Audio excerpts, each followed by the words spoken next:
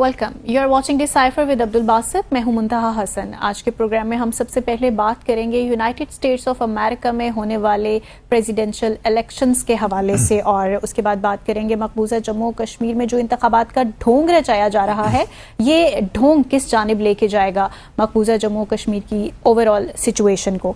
उसके बाद बात करेंगे कादियानियों के मसले पर सुप्रीम कोर्ट ऑफ पाकिस्तान की जजमेंट में तब्दीली की गई, इस पर बात करेंगे। और अगर प्रोग्राम के आखिर में हमारे पास वक्त बचा तो बात करेंगे ईरान का जो मुमकिना हमला है जो कि इजराइल पर होना है, उस हवाले से। So let's begin the show. Thank you Basit साहब। Thank you. हाँ मुंतहा, आज सब्जेक्ट्स बड़े अहम हैं और वक्त हमारे पास शायद मुख्तसर है, तो विदाउट फर्दर अडू मेरे ख्याल में अपने मौज़ूआत की जानिब आते हैं।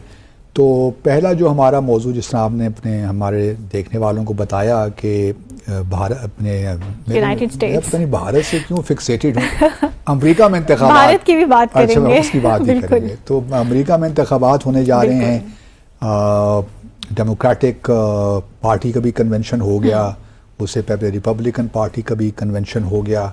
तो अब जानने की कोशिश करते हैं कि हालात किस जानिब जाएंगे। ये साउथ एशियन लेडी क्या करने जा रही हैं? क्या साउथ एशियन है, जमैकन है, ब्लैक हैं, वाइट हैं, कुछ पता नहीं है, या पर्सन ऑफ कलर भी हैं। अच्छा, अब चूंकि हमारा कोई इतना ज़्यादा तजुर्बा है नहीं, तो मैंने सोचा कि हमारे एक बड़े अच्छी कॉलीग और दोस्त हैं एम्बेसडर आकिल नदीम, जो कि जकार्ता में पाकिस्तान के सफ़ीर रहे हैं, और उससे पहले ये अमेरिका में पाकिस्तान के कौंसल जनरल भी रहे हैं। तो ये चूंकि अभी भी मैं जानता हूँ कि बड़ा क्लोजली फॉलो कर रहे हैं ये अमेरिका में इंतखाबात, तो मैंने कहा थोड़ा सा इनसे इस्तेफादा करते हैं, ज़्यादा बेहतर जान लेंगे क्या प्रोसेस चल रहे हैं। तो ambassador Mohammad Aqil Nadeem, are you with us?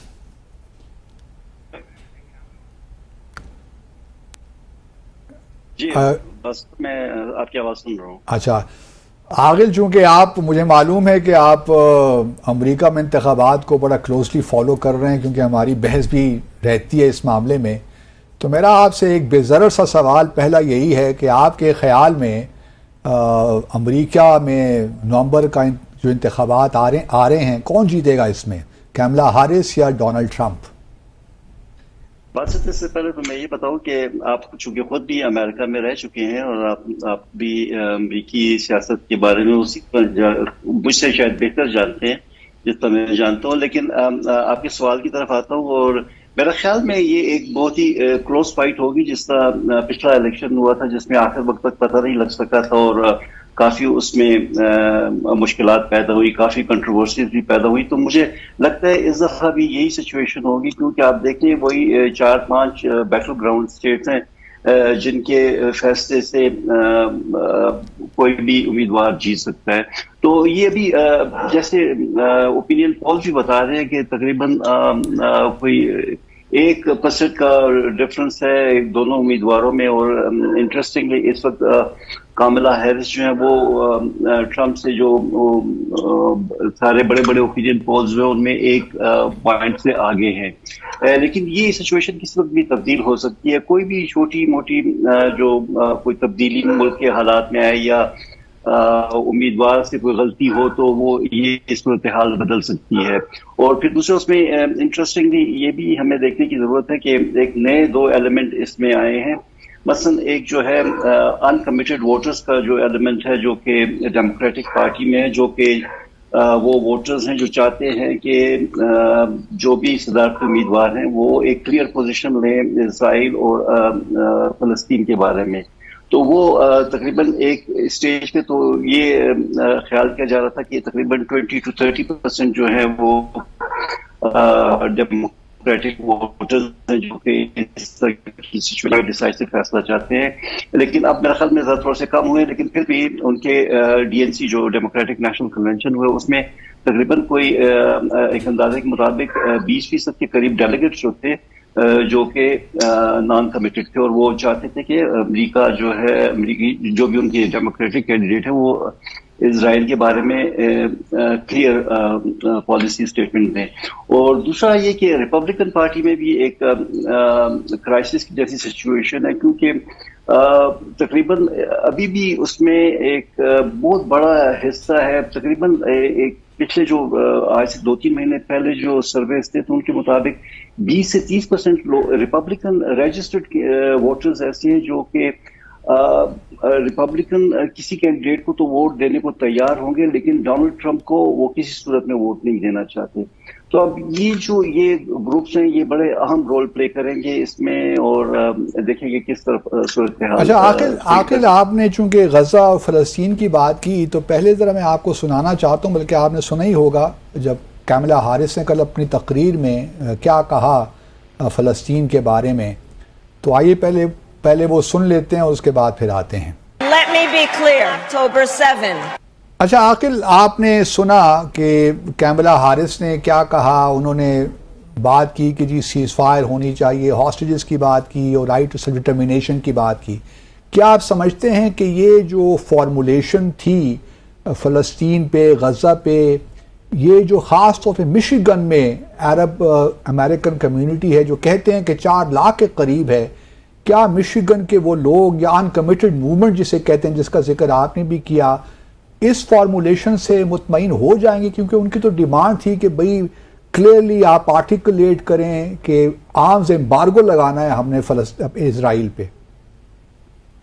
دیکھیں باسط، یہ تو ان کی میکسیملسٹ پوزیشن ہے، تو میرا خیال میں ان کی جو کنسرنس تھے اس میں کاملا ہیرس نے جو ہے اپنی تقریر میں ان کے کنسرنس کو پارشلی ایڈریس کیا ہے. اب آپ یہ تو نہیں ہو سکتا کہ ایک امریکی صدارتی امیدوار ہو اور وہ بالکل اسرائیل کے خلاف بولے، اور چونکہ جوئش لابی جو ہے بڑی اسٹرانگ لابی ہے اور اس کی دونوں پارٹیز میں بڑی اسٹرانگ ریپرزنٹیشن ہے، بہت سارے سینیٹرز اور بہت سارے ہاؤس کے جو ممبرز ہیں وہ جوئش ہیں، تو وہ ان کی اسرائیل کے ساتھ سمپتیز ہیں. تو میرا خیال میں انہوں نے بڑا کاشیسلی پلے کیا ہے، اور میرا خیال میں انہوں نے دونوں جو ہے گروپس ہیں اسرائیلیز اور پرو پیلسٹینین جو ہیں ان کے کنسرنس کو میرا خیال میں مناسب طریقے سے ایڈریس کیا ہے. وہ انہوں نے غزہ میں مظالم کی بھی بات کی ہے، اور پھر اس کے بعد حماس کے ٹیررزم کی بھی بات کی ہے، اور اسرائیل کے رائٹ ٹو ایگزسٹنس کی بھی بات کی، اور اس کے ساتھ ساتھ فلسطینیوں کے مسئلے کے حل کے بارے میں بھی بات کی ہے. تو میرا خیال میں جو عرب ووٹرز ہیں وہ شاید ان کے لیے یہ کافی ہوگا، کیونکہ وہ بھی وہ امریکہ میں رہتے ہیں، وہ یہ سمجھتے ہیں، وہ سارے لوگ جانتے ہیں کہ امریکہ میں اسرائیلی لابی کا کتنا انفلوئنس ہے، تو اس کو ختم کرنے میں ٹائم لگے گا. آہستہ آہستہ یہ تبدیلی آئے گی، لیکن ایک بہت بڑی تبدیلی تو بھی نظر آ رہی ہے کہ آپ دیکھیں کہ ڈیموکریٹک نیشنل کنونشن میں بہت سارے لوگوں نے کفایا پہنا ہوا تھا. آپ امریکہ میں جو پروٹیسٹ ہیں وہ دیکھیں کتنے ہو رہے ہیں. آپ ابھی ڈیموکریٹک نیشنل کنونشن جو جہاں پہ ہو رہا تھا اس کے باہر کتنے مظاہرے ہوئے. اسرائیل کے وزیر اعظم جب ابھی ریسنٹلی امریکہ آئے تھے تو ان کے ہوٹل کے بارے میں کتنے بڑے بڑے مظاہرے ہوئے. ان کے ہوٹل کی لابی میں میگٹس تک پھینکے گئے، ان کی جو تھی فائر الارمز تک بجائے گئے. تو مطلب کافی سچویشن تبدیل ہوئی ہے، اور میرے خیال میں امریکی جو فیصلہ کرنے والے ہیں وہ بھی اس چیز کو سمجھتے ہیں، وہ میرے خیال میں ان جذبات کو سمجھتے ہیں، اور تبدیلی آئے گی لیکن آہستہ آہستہ آئے گی. آپ دیکھیں کہ اس دفعہ بھی جب یہ غزہ کے اس کے اٹیک کے بعد نتن یاہو جو ہے وہ آفیشیل وزٹ پہ امریکہ نہیں آئے ہیں، ان کو کانگریس نے بلایا تو وہ اس کو ایڈریس کرنے آئے ہیں. اسی طرح اگر آپ اوباما کے وقت میں دیکھیں، اس وقت بھی بڑے کلیئرلی اوباما نے نتن یاہو پرائم منسٹر تھے، ان کو کلیئر میسیجز دیے تھے، اور ان کو کئی جگہ پہ ان کو وہ امریکہ میں موجود تھے اور ان کو وائٹ ہاؤس میں دعوت نہیں دی گئی تھی. تو میرے خیال میں یہ ایک کافی بڑی تبدیلی ہے جو کہ اس سے زیادہ ہمیں ایکسپیکٹ نہیں کرنا چاہیے. ہو سکتا ہے کہ اگلے انتخابات میں، اور اگر یہ حالات اسی طرح جاری رہتے ہیں تو آگے 2 سال بعد دوبارہ مڈ ٹرم الیکشن ہوں گے، ان میں بھی یہ سچویشن نکلے گی، اور اس میں تو صدارتی اچھا عاقل منتہا بھی میری آپ بھی کچھ سوال پوچھا کہ پاکستان کی بالکل میں ان سے یہ پریڈکٹ سب سے پہلے تو کروانا چاہ رہی ہوں کہ آپ نے ہمیں پروز اینڈ کونس بتائے، ڈفرینٹ اس کی ڈائمینشنز بتائیں، لیکن میں آپ سے ایک پریڈکشن لینا چاہ رہی ہوں کہ according to your view point who is going to win this election? نہیں وہ تو میں نے پہلے یہ کہہ دیا کہ بڑا مشکل ہے، لیکن میری ذاتی خواہش یہ ہوگی کہ ٹرمپ کسی صورت میں بھی دوبارہ امریکہ کے صدر نہ بنے، کیونکہ وہ غیر ذمہ دار سیاستدان ہیں اور وہ امریکہ جیسے بڑے ملک کی قیادت سنبھالنے کے قابل نہیں ہے، میرا یہ ذات صحیح۔ اور اس کا امپیکٹ پاکستان کے ساتھ جو امریکہ کے تعلقات ہیں اس پر کیا ہونے جا رہا ہے؟ دیکھیے میرا خیال میں پاکستان کے ساتھ تعلقات دونوں کی صورت میں کوئی خاص بہتری نہیں آئے گی۔ اگر آپ کہ ٹرمپ کے وقت بھی پاکستان کے گو کے یہاں پہ تو بڑا اس کو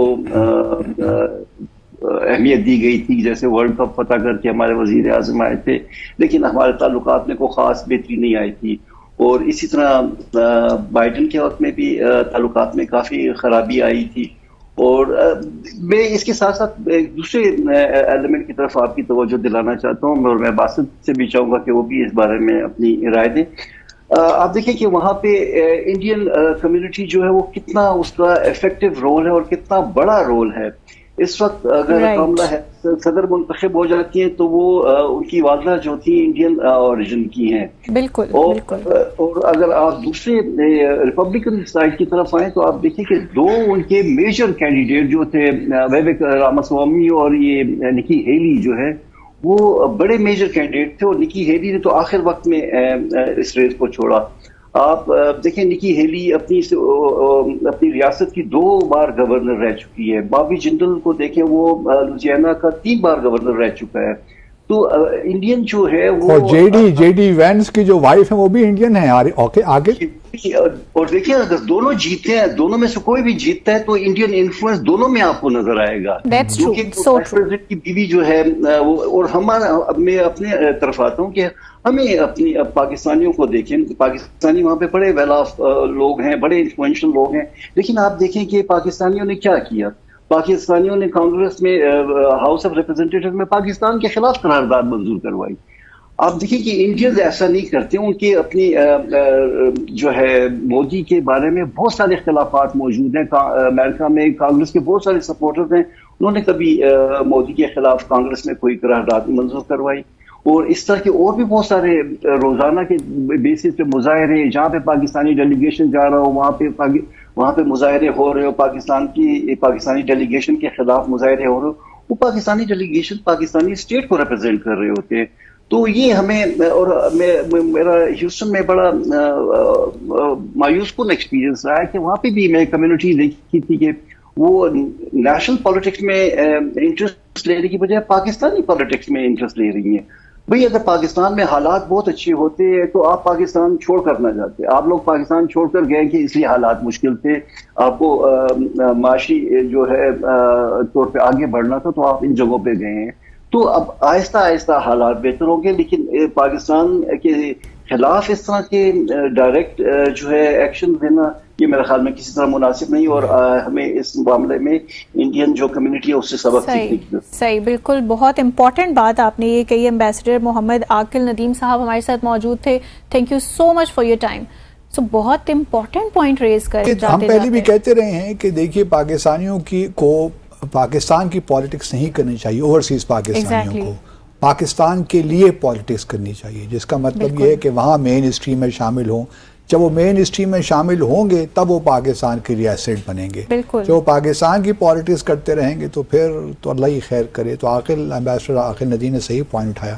اچھا، اس سے پہلے کہ آج میں تھوڑا سا 1-2 چیزیں ایڈ کرنا چاہتا ہوں۔ میں عاقل صاحب سے بالکل اتفاق کرتا ہوں کہ ٹرمپ صاحب کی جو پرسنالٹی ہے نا وہ مرکوریل ہے، کچھ سمجھ نہیں آتی، آپ پریڈکٹ نہیں کر سکتے کہ وہ کیا چاہتے ہیں۔ لیکن جو 2016 سے لے کر 2020 تک ان کا ٹینیور تھا، کم از کم انہوں نے افغانستان سے وہ نکل گئے، گو کہ ایک لحاظ سے اچھا ہی تھا کیونکہ ان کی پریزنس سے پاکستان کو بھی پرابلمز ہو رہے تھے۔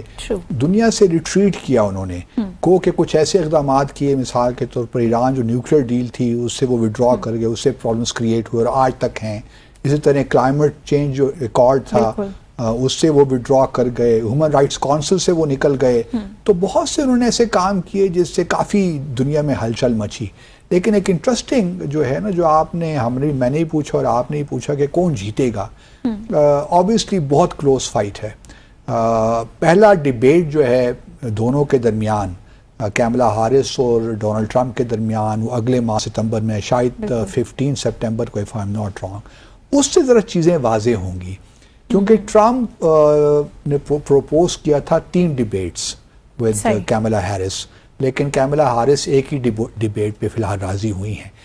کیملا ہیرس کا ایشو یہ ہے کہ وہ پالیسی پہ زیادہ گفتگو نہیں کریں، ریٹرک بہت زیادہ ہے، لیکن امیگریشن کا جو ایشو ہے نا وہ اس وقت ایک بہت بڑا ایشو ہے امریکہ میں، اور ٹرمپ اس پہ بار بار بول رہے ہیں، تو ابھی یو نیور نو۔ لیکن ایک اور فیکٹر جو ٹرمپ کے کسی حد تک آپ کہہ سکتی ہیں فیور میں جائے گا، آج جمعے کے دن جو ایف آر کینیڈی ہیں جو کہ پریزیڈنٹ جان ایف کینیڈی کے بھتیجے ہیں، وہ انڈیپینڈنٹ کینڈیڈیٹ کے طور پہ لڑ رہے تھے، لڑ رہے ہیں، آج وہ اپنی کیمپین ختم کر کے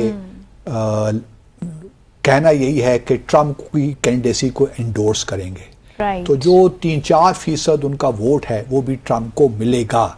تو ابھی اٹس ٹو ارلی ٹو سے، اس وقت مومنٹم تو جو ہے وہ کیملا ہارس کی جانب لگ رہا ہے، لیکن 6-7 جس طرح امبیسڈر عاقل ندیم نے کہا 6-7 ہی سوئنگ اسٹیٹس ہیں یا بیٹل گراؤنڈ اسٹیٹس ہیں، اس سے مشیگن ویری امپورٹنٹ، سب سے زیادہ امپورٹنٹ پینسلوینیا ہے، اس کے 19 ووٹس ہیں، 19 اور 270 ووٹ چاہیے کینڈیڈیٹ کو جیتنے کے لیے، تو اب اگر آپ میپ تو 270 ووٹ چاہیے، اور اس میں Michigan, Nevada, north Carolina, Georgia, Wisconsin اور 1-2 اور اسٹیٹس ہیں جو کہ کروشل ہیں، کرٹیکل ہیں دونوں کینڈیڈیٹس کے لیے۔ اب پچھلے دفعے جو الیکشن ہوا تھا 2020 میں، اس میں بڑا کلوز مارجن تھا ان اسٹیٹس میں، تھاؤزنڈس سے جیت ہوئی، تو اگر لیٹس سے مشیگن جو ہے عرب امریکنز کیملا ہیرس کو ووٹ نہیں دیتے، وہ خوش نہیں ہیں جو اسٹیٹمنٹ انہوں نے دی ہے غزہ میں، تو وہ شاید وہاں مشیگن بھی ہار جائیں، اور اگر مشیگن اور پینسلوینیا ہار جاتی ہیں کیملا ہیرس تو پھر تو کوئی امید نہیں ہے، پھر تو ہار بن ہی جائے گی۔ تو یہ 5-6 یا 7 اسٹیٹس ہیں، بیٹل گراؤنڈ اسٹیٹس انہیں کہتے ہیں، یہ کرٹیکل ہیں دونوں کینڈیڈیٹس کے لیے، اور یہی ڈٹرمن کریں گی کہ ریزلٹ کون، وہ ریزلٹ تو ہو جائیں گے ڈٹرمن، کون امریکہ کا اگلا صدر بنے گا۔ پاکستان کے لیے بھی تو کوئی ہوپ نہیں رہی نا؟ پاکستان کے لیے خیر ہمارے تعلقات اس طرح ہی چلتے رہیں گے، اسی طرح چلتے رہیں گے، وہ اگلے کسی سیکشن میں انشاءاللہ شو میں ڈسکس کریں گے۔ ناظرین بات کریں گے مزید مقبوضہ جموں و کشمیر میں جو انتخابات کا ڈھونگ رچایا جا رہا ہے اس پر، لیکن اس بریک کے بعد اسٹے ود۔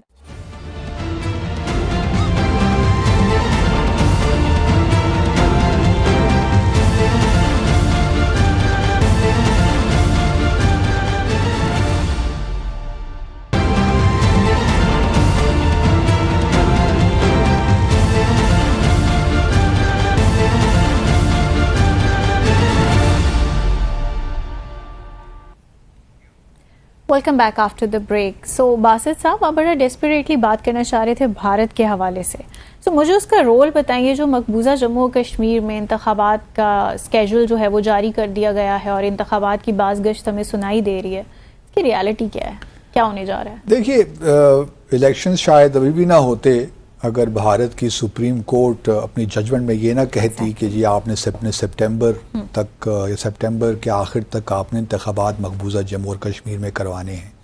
چلیے اب 3 فیزز میں الیکشنز ہوں گے، تیسرا فیز 1 اکتوبر کو ہوگا اور پھر 4 اکتوبر کو ریزلٹس اناؤنس ہوں گے۔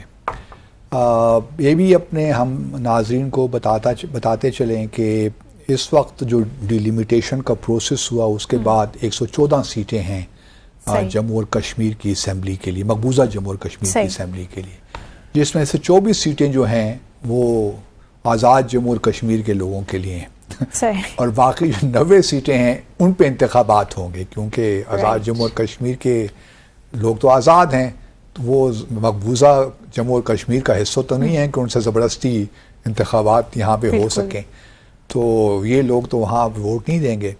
تو اب 90 سیٹوں پہ انتخابات ہوں گے۔ ان 90 سیٹوں میں جو 47 سیٹیں ہیں وہ ہیں کشمیر ویلی میں، اور 43 سیٹیں ہیں اللہ بھلا کرے آپ کو جموں کی۔ صحیح۔ اچھا، اب جو لوک سبھا کے الیکشنز ہوئے پچھلے مہینے جو ہے اپنا اپریل مئی میں، اس میں ہم نے دیکھا کہ جو لوک سبھا کی 5 سیٹیں تھیں، اس میں اگر آپ کشمیر کو بارہمولہ کی سیٹ لے لیں، سری نگر اور جو ہے آننت ناگ رجوری کی 3 سیٹیں جو کہ کشمیر ویلی کی ہیں، اس میں تو بری طرح شکست ہوئی.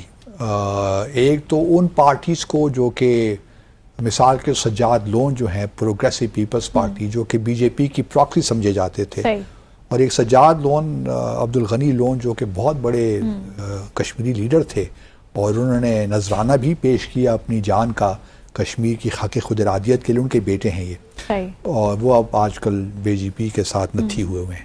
ان کو بری طرح شکست ہوئی بارہمولہ کی جو کانسٹیٹوینسی تھی. اسی طرح عمر عبداللہ بھی اسی کانسٹیٹوینسی میں کھڑے تھے، ان کو یہ بری طرح شکست ہوئی. اور ان کے خلاف جو شخص جیتے وہ تھے انجینئر رشید، جن کو ہم سب جانتے ہیں.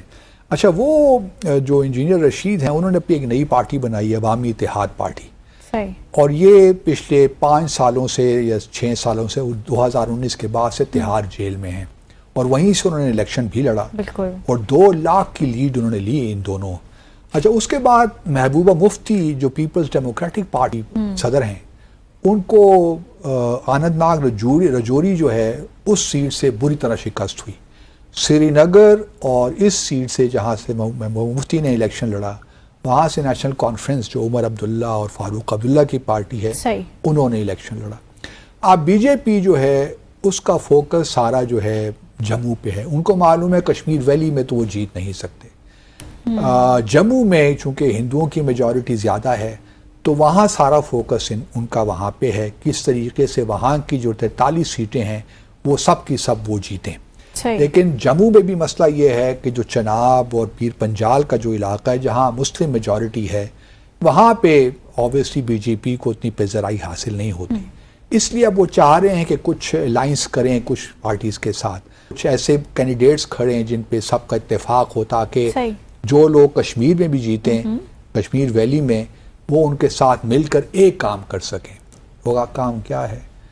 وہ کام یہ ہے کہ جو بھی اسمبلی آئے گی جموں اور کشمیر میں ان انتخابات کے بعد 4 اکتوبر کو نتائج کا اعلان ہوگا، وہ بی جے پی کی حکومت یہ چاہے گی کہ جو نئی اسمبلی ہے وہ ان اقدامات کی توثیق کرے جو انہوں نے 5 اگست 2019 کو کیے.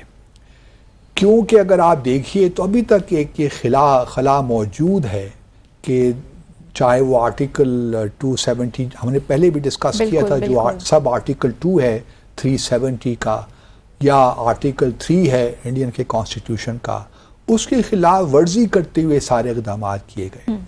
کیونکہ آرٹیکل 370 میں بڑا واضح طور پہ لکھا ہوا تھا کہ جو حکومت ہے وہ جو نیو دہلی ہے وہ مقبوضہ جموں اور کشمیر میں کوئی تبدیلی نہیں کر سکتی، نہ اس کا اسٹیٹس تبدیل کر سکتی ہے، نہ اس کو اس کا اسپیشل اسٹیٹس جو ہے اس کو ختم کر سکتی ہے، نہ آرٹیکل 35 ختم کر سکتی ہے، جب تک کہ وہاں کانسٹیٹیوئنٹ اسمبلی سے ریکمنڈیشن سینٹرل حکومت کو نہ جائے. کیونکہ وہاں پہ تو کوئی کانسٹیٹیوئنٹ اسمبلی تھی ہی نہیں. اچھا، اگر لیجسلیٹو اسمبلی بھی تھی تو وہ بھی نہیں تھی، گورنرز رول تھا، پریزیڈنشل رول تھا وہاں پہ. اب وہ تھوڑا سا اس کو کور اپ کرنے کے لیے چاہیں گے کہ جو نئی اسمبلی آئے تو وہ ان اقدامات کی توثیق کر دے تاکہ ایک اس پہ بھی کشمیریوں کی جانب سے ایک اسٹیمپ لگ جائے کہ ٹھیک ہے جی کشمیریوں نے منظور کر لیا. اس ایجنڈے کی تکمیل کر پائیں گے اگر وہاں ان کو بی جے پی کو دیکھیں 43 سیٹیں یہاں مل جاتی ہیں، مطلب کیا وہ ایک ریزولوشن پاس کریں جو سمپل میجورٹی کے ساتھ ہو جائے گی. تو ان کی کوشش اس وقت یہی ہے کہ ان کو 46 سیٹیں کہیں سے مل جائیں جس پہ وہ اسمبلی کی اسٹیمپ لگوا سکیں. دوسرا معاملہ اس سے ہی جڑا ہوا ہے، وہ یہ ہے کہ بھارت کی سپریم کورٹ نے یہ بھی کہا تھا کہ آپ جہاں انتخابات کروائیں ستمبر تک، وہاں جو اسٹیٹ ہوڈ ہے، کیونکہ 5 اگست 2019 کو تو مقبوضہ جموں اور کشمیر کو 2 حصوں میں تقسیم کر دیا نا، ایک لداخ کو الگ کر دیا، جموں کشمیر کو الگ کر دیا اور ان کو یونین ٹیریٹریز بنا دیا. اسٹیٹ سے ان کا درجہ کم کر کے، ماضی میں تو یہ ہوتا رہا ہے کہ آپ نے ایک اسٹیٹ کو ڈیوائیڈ کر کے 2 اسٹیٹس بنا دیا. یہ کبھی نہیں ہوا کہ اتنی بڑی اسٹیٹ کو آپ ڈاؤن گریڈ کر کے دونوں کو یونین ٹیریٹریز بنا دیں. یہ بھی اپنی قسم کا ایک انوکھا واقعہ ہوا. لیکن یہ اس بات کو ظاہر کرتا ہے کہ جموں اور کشمیر بھارت کا انٹیگرل پارٹ نہیں ہے. وہ ان کے لیے ایک مقبوضہ کشمیری کی طرح اس کو ٹریٹ کر رہے ہیں. تو انہوں نے اب یہ جو عمر عبداللہ وغیرہ نے جو نیشنل کانفرنس انہوں نے اپنا مینیفیسٹو پچھلے ہفتے پیش کیا, تو ان کا مینیفیسٹو کا ایک بہت بڑا حصہ اس پہ تھا کہ ہم اس کے لیے محنت کریں گے کہ جو اسٹیٹ ہے جموں اور کشمیر کو دوبارہ یونین ٹیریٹری سے اسٹیٹ بنا دیا جائے. اب اسٹیٹ بہت سے بھارت میں جو تجزیہ کار ہیں وہ کہہ رہے ہیں کہ یہ ممکن نہیں لگتا, اور اس کی وجہ یہ ہے کہ نیو دہلی یہ نہیں چاہے گا کہ جو سارا سیکیورٹی کا کنٹرول ہے, خاص طور پہ پولیس ہے, ایڈمنسٹریشن ہے, وہ پھر کسی پولیٹیکل گورنمنٹ کو وہاں پہ دے دے. آپ یہ نا کہ لیفٹیننٹ گورنر ہے جو کہ سینٹر کی ہدایات پہ کام کر رہا ہے, تو وہ نہیں چاہیں گے کہ اس اسٹیج پہ جب تک کہ سچویشن پوری طرح کنسالیڈیٹ نہ ہو جائے اس وقت تک اس کو اسٹیٹ کا درجہ دیا جائے.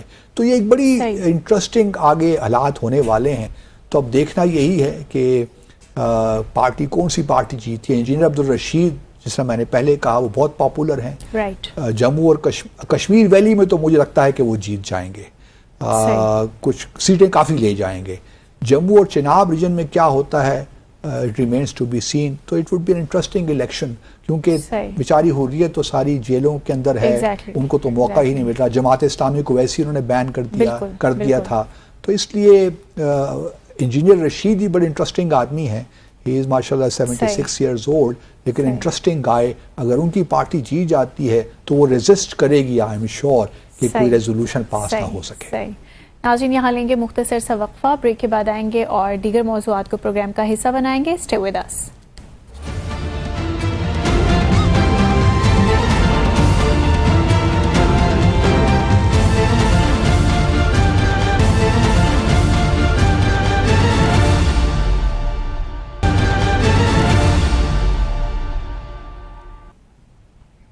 Welcome back after the break. So Basit صاحب, قادیانیوں سے متعلق سپریم کورٹ آف پاکستان نے فیصلے میں کچھ تبدیلی کر دی ہے. میرے خیال میں صحیح فیصلہ آ گیا ہے. ہم نے پہلے بھی ڈسکس کیا تھا اپنے ایک شو میں کہ 2-3 دیکھیں اس کے اسپیکٹس ہیں. ایک تو ہمارے ہاں یہ ایک آرگومنٹ دیا جاتا ہے کہ جی قادیانی اگر اپنے مذہب کی تشہیر کرتے ہیں تو اقلیتوں کا رائٹ ہے کہ وہ کریں, کوئی کیوں اس پہ ہمیں اعتراض ہوگا. پھر دوسرا یہ بھی کہا جاتا ہے کہ جس طرح باقی اقلیتوں کو حقوق حاصل ہیں کہ وہ اپنی عبادت گاہوں میں جا کے, مثال کے طور پہ عیسائی ہیں چرچز میں گرجا گھروں میں جاتے ہیں عبادت کرتے ہیں, تو اس طرح قادیانیوں کو بھی حق حاصل ہونا چاہیے. تو اتنا کیوں ہم بابلا شور مچاتے ہیں قادیانیوں کے معاملے میں. میں پہلے تو ان علماء کو اور ان پارٹیز کو جنہوں نے, ساری پارٹیز تقریباً تھیں, تحریک انصاف بھی, باقی پارٹیز بھی, جمعیت علماء اسلام بھی, جماعت اسلامی بھی, ان تمام لوگوں کا متفقہ ایک رائے یہی تھی کہ جو 24 جولائی کو جو ججمنٹ, ڈیٹیلڈ ججمنٹ آئی تھی وہ ٹھیک نہیں تھی سپریم کورٹ کی, اور اس نے بہت سے لوپ ہولز تھے جس کی وجہ سے آنے والے دنوں میں پرابلمز ہو سکتے تھے. تو آئی ایم گلیڈ کہ سپریم کورٹ نے اور چیف جسٹس نے ان کے ساتھ گزشتہ روز مشاورت کے بعد اس میں سے کچھ جو پیراگرافس ہیں وہ ایکسپانش کر دیے تاکہ کوئی ابہام اس کمیونٹی کے بارے میں. 2-3 پوائنٹس ہیں جس کے بارے میں آج ہمارے پاس وقت مختصر ہے اس پہ تھوڑا سا زور دینا چاہتا ہوں. دیکھیے, ایک تو یہ ہے کہ ہمیں کوئی مسئلہ نہیں ہے اگر قادیانی جو ہیں وہ اپنے آپ کو پہلے تو اقلیت مان لینا. مسئلہ یہ ہے کہ وہ جو پاکستان کا کانسٹیٹیوشن ہے اور اس میں جو 2nd امینڈمنٹ ہوئی تھی 1974 کو, جس کے تحت ان کو اقلیت قرار دے دیا گیا تھا, وہ اس کو مانتے ہی نہیں. وہ کہتے ہیں جی آپ سارے بگڑے ہوئے ہیں, آپ لوگ راہ راست پہ نہیں ہیں, مسئلہ تو یہیں سے خراب مسئلہ یہیں سے خراب ہوتا ہے. جب آپ اپنے آپ کو اقلیت نہیں مانیں گے تو پھر سارا مسئلہ خراب ہی ہو جائے گا. ان کے رائٹس آپ کو کیسے دیے پھر کیسے رائٹس آپ کو دیے جائیں؟ آپ تو اکثریت کو کہتے ہیں کہ آپ اقلیت میں مطلب وہ اپنے انداز سے جو بات کرتے ہیں نا، تو یہاں سے سارا مسئلہ شروع ہوتا ہے. جب آپ یہ مان لیں کہ جی ہم اقلیت ہیں، ہم مسلمان نہیں ہیں، تو پھر کوئی مسئلہ نہیں رہے گا. ان کا معاملہ یہ ہے کہ وہ اس بات پہ انسسٹ کرتے ہیں کہ ہم مسلمان ہیں، ہم ہی مسلمان ہیں. آپ نے ٹھیک کہا، آپ لوگ بگڑے ہوئے ہیں، آپ لوگوں کو راہ راست پلانا ہمارا فرض ہے. تو پرابلمس تو یہیں سے شروع ہو جاتا ہے. اس کے بعد اگر آپ دیکھیے تو یہ جو سارا یہ جو معاملہ ہے، کیونکہ بعض لوگوں کا یہی پاکستان میں جو ایک لبرل طبقہ ہے نا، وہ یہی کہتا ہے، بلکہ قرآن کے حوالے بھی دیتے ہیں اور احادیث کے بھی حوالے دیتے ہیں کہ اللہ تعالیٰ نے قرآن کی جو حفاظت ہے نا، وہ اپنے ذمہ رکھی ہوئی ہے. میرا ایک سوال کاؤنٹر یہ ہوتا ہے کہ اللہ تعالیٰ نے تو کہا ہے نا کہ میرے ذمہ ہے قرآن کی حفاظت، تو اس کا مطلب کیا ہے؟ وہ اپنی جو حضور صلی اللہ علیہ وآلہ وسلم کی امت ہے اسی کے ذریعے کروائیں گے نا. کوئی اوپر سے لوگ تھوڑی آئیں گے جو ہمارے حفاظ ہیں مثال کے طور پر، اور ان کے دلوں میں قرآن رہتا ہے، تو بھی ایک طریقہ ہے اس کو بچانے کا یا اس کو اس طرح محفوظ کرنے کا. اور اس طرح اگر ہم قادیانیوں کو کھلے عام چھوڑ دیں گے کہ وہ قرآن میں اپنی مرضی سے ایڈیشن کریں، ڈیلیشن کریں، جس قسم کے وہ پرنٹ قرآن کے بنائیں، تو یہ تو بالکل کسی قسم اجازت نہیں دی جا سکتی. تو امتی جو ہیں وہی قرآن کی حفاظت کا ذریعہ بنیں گے نا. کوئی اللہ تعالیٰ نے کوئی ہمیں ہی ذریعہ بنانا ہے، اس امت کو ہی ذریعہ بنانا ہے. تو اس وجہ سے یہ آرگومنٹ بھی بالکل ایک فلاڈ آرگومنٹ ہے میری نظر میں کہ جی مسلمان یا پاکستانی کتنا اس کے بارے میں بولتے ہیں. دیکھیے تیسری بات جو ہے وہ بھی اپنے سامنے رکھنی چاہیے کہ چونکہ قادیانیوں نے اپنے آپ کو ابھی تک قادیانی نہیں سمجھا. اس وقت ایک مطلب کچھ سرویز کے مطابق یا سینسس کے مطابق تقریباً آپ کہہ لیجئے کہ 4 ملین قادیانی پاکستان میں رہتے ہیں، اور دنیا میں کہتے ہیں کہ ان کی تعداد جو ہے 10 سے 20 ملین ہے، which I doubt very much. لیکن یہ کافی اچھی تعداد میں پریزنٹ ہیں بھارت میں بھی، اسرائیل میں بھی، UK اور جرمنی میں، ان 4 ممالک میں خاص طور پر. اور یہ اپنے آپ کو احمدیہ مسلم کہتے ہیں. ان کو اگر آپ باہر جائیں نا تو ان کو احمدیہ مسلم کہا جاتا ہے. اور بلکہ جرمنی میں تو یہاں تک بھی ہے کہ جو اسلامک ایجوکیشن بورڈ ہے جو کہ کریکولم سارا تیار کرتا ہے مسلمانوں کے لیے، اس میں یہ ممبر ہیں سارے. تو آپ اندازہ کر سکتی ہیں کہ کس قدر یہ کتنا خطرناک ایک گروپ ہے اسلام کے لیے. اور پھر میں تو سچی بات ہے احمدیہ مسلم کہتے ہوئے مجھے اچھا نہیں لگتا ان کو. میں تو سمجھتا ہوں کہ ان کو قادیانی ہی کہنا چاہیے، کیونکہ ہماری نظر میں یہ مسلمان نہیں ہیں اور ہمارے کانسٹیٹیوشن میں یہ مسلمان نہیں ہیں. ایک فیصلہ ہو گیا اور بڑی بحث کے بعد ہوا، یہ بھی نہیں ہوا منتہا کہ 1974 میں بس ایک بات ہوئی اور ہو گیا، بلکہ قادیانیوں کو بلایا گیا پارلیمنٹ میں، آرگومنٹس ہوئے. مولانا شاہ احمد نورانی مرحوم نے کاؤنٹر آرگومنٹس دیے اور بڑی بحث کے بعد ان کو قادیانی ان کو غیر مسلم قرار دے دیا گیا. لیکن جہاں تک میری اپنی انفارمیشن ہے، یہ اسرائیل میں بہت ایکٹیو ہیں پاکستان کے خلاف نیریٹو بلڈ کرنے میں. یہ بھارت میں بڑے ایکٹیو ہیں، بلکہ UK اور جرمنی میں بڑے ایکٹیو ہیں. آپ کو ہر جگہ یہ نظر آئیں گے کہ پاکستان کے ریشنیل کو چیلنج کریں، دو قومی نظریے کو چیلنج کریں، اور ہمیں بار بار یہ بتائیں. بلکہ میں کچھ عرصہ پہلے ان کے جو لیڈر ہے حضرت جو یہ مسرور پرویز، جو مسرور احمد، ان کو سن رہا تھا. وہ کہہ رہے تھے کہ جی جنہوں نے بھی قادیانیوں کے خلاف اقدامات لیے ان کا کیا حشر ہوا. بھٹو کو دیکھیں، بھٹو نے قادیانیوں کو اقلیت قرار دے دیا تو اس کو پھانسی پہ لگا دیا گیا. ضیاء الحق نے یہ کیا تو اس کے خلاف یہ اللہ تعالیٰ نے اس کو یہ دکھایا. تو اس قسم کے وہ نیریٹو بلڈ کرتے ہیں کہ جو بھی قادیانیوں کے خلاف کچھ کرے گا اللہ تعالیٰ کی جانب سے اس پہ عذاب آ جائے گا. تو خدا کا خوف کریں مسرور صاحب. ہمیں بھی معلوم ہے کہ اسلام کیا ہے، اور آپ نے تو جو فنڈامنٹلز ہیں اس کو چیلنج کیا، اور ہم جانتے ہیں کہ آپ کس طرح ایکٹیو ہیں اسرائیل میں، بھارت میں اور دوسرے ممالک میں، کہ پاکستان کے ریشنیل کو آپ چیلنج کریں اور کہ پاکستان بنانے کی ضرورت ہی کیا تھی. پھر ہمیں بار بار یہ بھی کہتے ہیں کہ سر ظفر اللہ خان نے دیکھی جی پاکستان نے خدمت کی، ڈاکٹر عبدالسلام نے پاکستان نے خدمت کی. ہم ان کی خدمات کو تو نظر انداز نہیں کر رہے، ہم اس کو ایکنالج کرتے ہیں، اپریشیٹ کرتے ہیں بحیثیت پاکستانی. لیکن آپ اس کو یہ کر کے کیوں پیش کرتے ہیں کہ وہ قادیانی تھے؟ مطلب وہ تو پاکستانی تھے نا، ہم مانتے ہیں. 1970 اگر سر ظفر اللہ خان، اس وقت تو یہ مسئلہ نہیں تھا کانسٹیٹیوشن میں، اس وقت تو ہم نے قادیانی کو غیر مسلم قرار نہیں دے دیا تھا نا. یہ تو صورتحال 1974 میں پیدا ہوئی، لیکن 50s میں بھی ان کے خلاف بہت اقدامات ہوتے رہے، تحریکیں چلتی رہیں، جس کی وجہ سے بہت سے علماء کو جیل بھی ہوئی. 1950s کی میں بات کر رہا ہوں. تو ہمیں جن قادیانیوں نے کنٹریبیوشن کی ہے ہم اس کو ایکنالج کرتے ہیں ایز اے پاکستانی.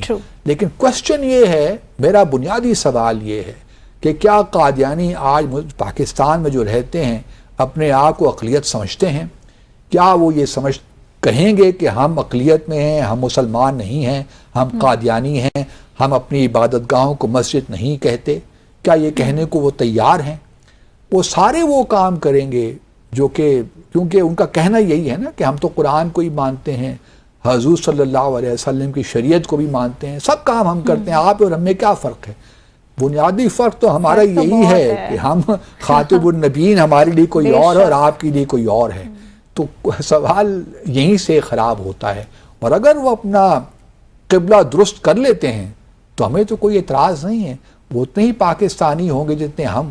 لیکن میرا ایک اور مجھے جو خطرہ لگا رہتا ہے نا کہ ایک تو وہ ہیں پاکستان میں جو ڈکلیئرڈ قادیانی ہیں، ان سے ہمیشہ اتنا خطرہ نہیں ہے، لیکن بہت سے قادیانی ایسے ہیں جو بڑی امپورٹنٹ پوزیشنز میں ہیں اور انہوں نے اپنے آپ کو ڈکلیئر نہیں کیا. میں جانتا ہوں ذاتی طور پہ ایسے لوگ. تو میں یہ ہائی لائٹ کرنا چاہتا ہوں اپنے ناظرین کے لیے کہ قادیانی اگر آج اپنے آپ کو اقلیت کہنا شروع کر دیں اور وہ مان لیں کہ ہم مسلمان نہیں ہیں تو پاکستان میں سارا مسئلہ ختم. تو ریاست ان کو رائٹس بھی دینا شروع کر دے گی؟ ریاست تو رائٹس دیتی بھی ہے، ابھی بھی دیتی ہے، لیکن اقلیتوں کو ہمارا تو آئین بڑا واضح ہے، اپنے آپ کو اقلیت تو مانے. یہ تو بہت بڑا پوائنٹ ہے. اور ناظرین اسی کے ساتھ ہی آج کے ہمارے پروگرام کا وقت یہاں اختتام پذیر ہوا چاہتا ہے. آپ سے ملاقات ہوگی انشاءاللہ کل. ٹل دین ٹیک کیئر.